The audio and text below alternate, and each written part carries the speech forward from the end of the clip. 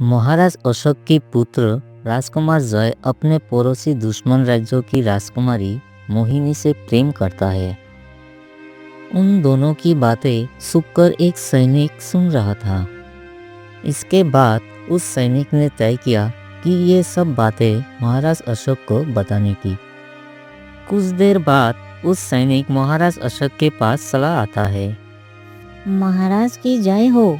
महाराज, राजकुमार जय ने आपके शत्रु विद्यानगर के राजा की एकलौती पुत्री राजकुमारी मोहिनी से प्रेम करता है और वो दोनों काफी समय से सुख कर मिल भी रहे हैं। ये बात है। ठीक है, तुम जा सकते हो, जाओ।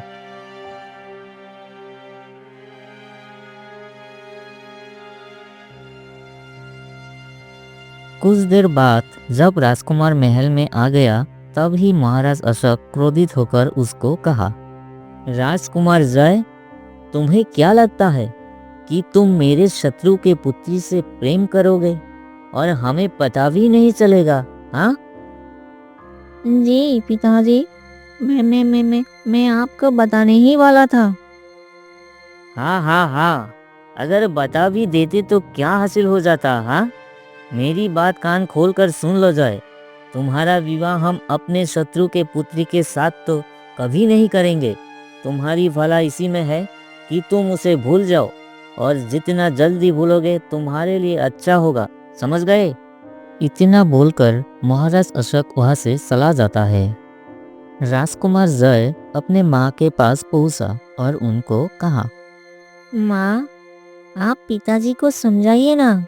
मैं राजकुमारी मोहिनी से प्रेम करता हूँ और अगर पिताजी मेरा विवाह उससे संपन्न कर देंगे तो इससे दोनों राज्यों की भलाई होगी। अरे जो वर्षों से दोनों राज्यों की दुश्मनी है वो तो खत्म हो जाएगी ना माँ। इस तरह भी तो सोच कर देखो। तुम तो जानते हो जॉय कि तुम्हारे पिताजी अपने बात के कितने पक्के हैं। अगर उन्होंने मना कर दिया है तो समझो मना ही कर दिया है।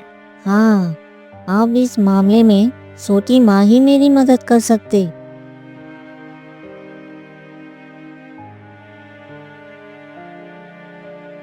कुछ देर बाद राजकुमार अपनी छोटी माँ माया के पास चला गया और सारी घटनाएं बताते हुए कहा,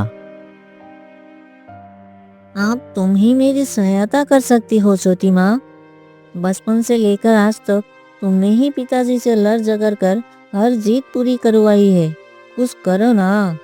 राजकुमार जय की बात सुनकर माया बड़े ही रहस्यमयी अंदाज से राजकुमार जय से कहा, देखो जय, मेरी बात को ध्यान से सुनो।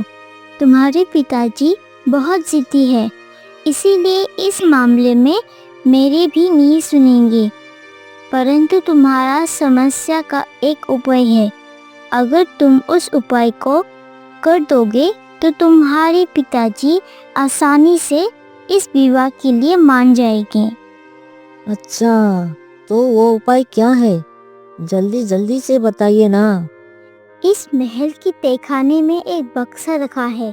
कहते हैं वो बक्सा एक जादूगर का बक्सा है जो बरसों से बंद है।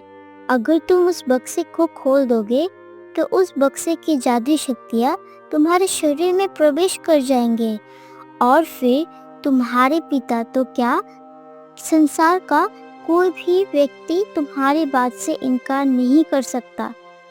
लेकिन ध्यान रखना चाहिए, बक्से को खोलने से पहले इस बात की सरेहा भूल से भी ना अपनी माँ और पिता और ना ही मंत्री भीमा से करना। इतना बोलकर माया वहाँ से चली गई। उसकी जाते ही राजकुमार जय गहरी सोच में डूब गया। रात के समय में वो तहखाने में पहुँच गया। तब ही उसकी नज़र तहखाने में रखे हुए एक बक्से पर पड़ी। ना जाने क्यों राजकुमार जय के दिल बुरी तरह से धड़कने लगा। ओहो, क्या करूँ?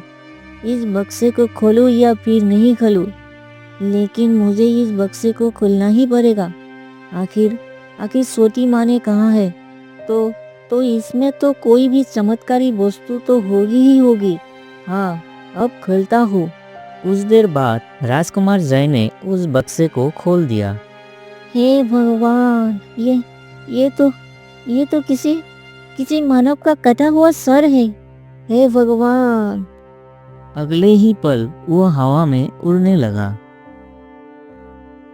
उसके बाद वो राजकुमार जय की शरीर में प्रवेश किया और ऐसा होते ही राजकुमार जय की आंखें लाल हो गई। इसके बाद राजकुमार जय सीधे माया के पास चला जाता है। राजकुमार जय को देखकर माया बुरी तरह से चौंक पड़ी। तब ही राजकुमार जय भारी आवाज में माया से कहा, कैसी हो माया? ये सुनकर माया के होठों पर एक रहस्यमयी मुस्कुराहट आ गई। पिताजी, आखिर आप उस डिब्बे से आजाद हो ही गए। हाँ, बिल्कुल सही कहा माया। अब मैं राजा अशोक और उसके खानदान को बर्बाद कर दूंगा। मुझे अपना इंसानी शरीर वापस चाहिए, जो कि वर्षों पहले राजा अशोक के पिता प्रताप सिंह ने जला दिया था। मुझे वो चाहिए। चिंता मत कीजिए पिताजी, आपकी आत्मा राजकुमार जय के शरीर में है। कुछ इंसानों का खून पीने के बाद राजकुमार जय का शरीर आपके शरीर में परिवर्तित हो जाएगा।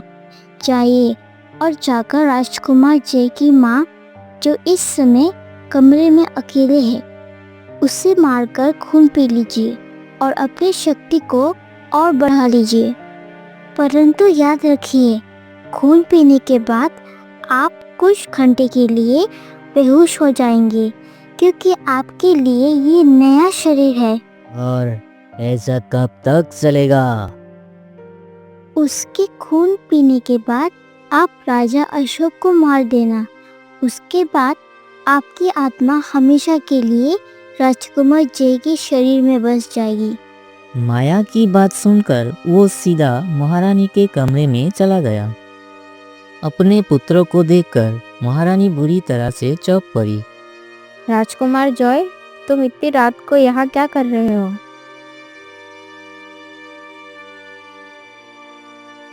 इसके बाद वो महारानी को मारकर खून पी गया। अगले ही पल राजकुमार जय बेहोश होकर नीचे गिर पड़ा। माया सुक्के से इस दृश्य को देख रही थी। कुछ घंटे के बाद राजा अशोक को मारकर मेरे पिता की आत्मा राजकुमार जय के शरीर में पूरी तरह से बस जाएगी और फिर उसके बाद राज्य में बहुत बड़ी तबाही का मंजर मचेगा, जिससे सारा संसार याद करेगा। इतना बोलकर माया वहां से चली गई। माया जाते ही किसी काम से वहां मंत्री भीमा आया। हाँ, ये क्या? राजकुमार जय बेहोश है और महारानी के शरीर से सारा खून गायब है। ये क्या हो गया? उसके बाद तुरंत मंत्री भीमा महाराज अशोक के पास चला गया। महाराज, महारानी नहीं रही। महारानी नहीं रही। क्या? ये क्या बकवास कर रहे हो तुम? महाराज, आपके पिता ने आपको चेतावनी दी थी कि उस तहखाने में रखे हुए डिब्बे को किसी भी कीमत पर मत खोलना। महारानी की लाश की स्थिति बता रही है कि उस डिब्बे को खोला गया है, क्योंकि खून पीने का अंदाज बिल्कुल काल जैसा है। महाराज। कौन काल? हमें तो पिताजी ने केवल यही बताया था कि उस जादूगर के डिब्बे को मत खोलना, और हमने नहीं खोला। हमने तो जादूगर का नाम तक पूछना गवाना नहीं समझा था, तो हम भला क्यों खोलेंगे? अरे जल्दी से आप मेरे साथ चलिए महाराज। आज के रात आपकी खानदान पर बहुत ही भारी होने वाली है। चलिए महाराज, चलिए। ये बात सुनकर महाराज अशोक चौंक पड़ा। मंत्री भीमा महाराज को लेकर सीधे तहखाने में ले गया। उधर जाकर महाराज और मंत्री ने देखा कि वो डिब्बा खुला हुआ है।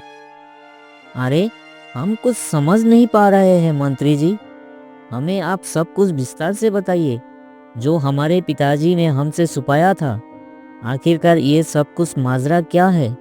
आपके पिताजी ने जो पूरी बात नहीं बताई वो मैं आपको बताता हूँ। सुनिए, ये बरसों पुरानी बात है। राजा प्रताप सिंह अपने मंत्री भीमा और राजगुरु के साथ खड़ा हुआ था। तब ही वहां पर एक व्यक्ति आ पहुंचा। महाराज, काल ने केशवनगर राज्य की वासियों का जीना हराम कर दिया। हर दिन वो किसी न किसी व्यक्ति को उठाकर ले जाता है और उनका खून पी जाता है। हाँ, तो बताओ ये काल कहाँ मिलेगा? महाराज, काल का वास घने जंगल के अंदर है। कुछ देर बाद महाराज प्रताप सिंह मंत्री और राजगुरु उस घने जंगल में पहुंच जाता है। तब ही उन लोगों को एक व्यक्ति दिखाई दिया। जादूगर काल, अब तक तूने मेरे राज्य के निर्दोष लोगों का खून पीकर बहुत तांडव मचाया। तू इंसान के रूप में एक राक्षस है, एक राक्षस। लेकिन अब हम तुझे नहीं छोड़ेंगे। यहाँ से चली जा प्रताप सिंह, मुझे अमर होने से कोई नहीं रोक सकता। चले जाओ। तुरंत इस काल को पकड़ लो और इसकी गर्दन काट दो, अभी के अभी।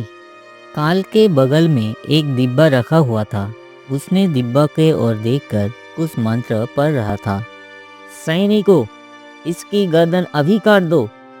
इसके बाद सैनिकों ने काल की गर्दन काट दिया और उसे जला दिया।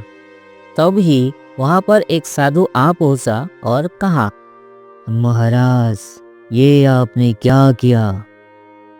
वही जो हमें करना चाहिए था। महाराज, काल कोई साधारण जादूगर नहीं था। आपको ये डिब्बा देख रहा है, ये कोई साधारण डिब्बा नहीं। इस डिब्बे के अंदर ना जाने कितने भयानक जादूगरों की आत्माएं कैद है और काल उन सब का राजा है। ओहो, तो अब हम करें क्या? महाराज, काल की आत्मा आपसे बदला लेने के लिए तड़पते हुए आपके खानदान को तबाह कर दे। आप कल के सर को इस डिब्बे के अंदर बंद कर दीजिए और उसे किसी महसूस ठिकाने पर रख दे। याद रखिएगा, इसे नदी में मत फेंकिएगा और ना ही जंगल में फेंकिएगा, क्योंकि अगर ये डिब्बा गलती से खुल गया तो काल की आत्मा आजाद हो जाएगी। हाँ, ठीक है साधु महाराज, हम काल का सर को इस डिब्बे के अंदर रखकर इस डिब्बे को अपने महल के तय खाने में हमेशा के लिए बंद कर देंगे। लेकिन साधु महाराज, अगर हम काल के सर को इस डिब्बे में रखकर जला दे तब तो उसकी आत्मा समाप्त हो जाएगी ना?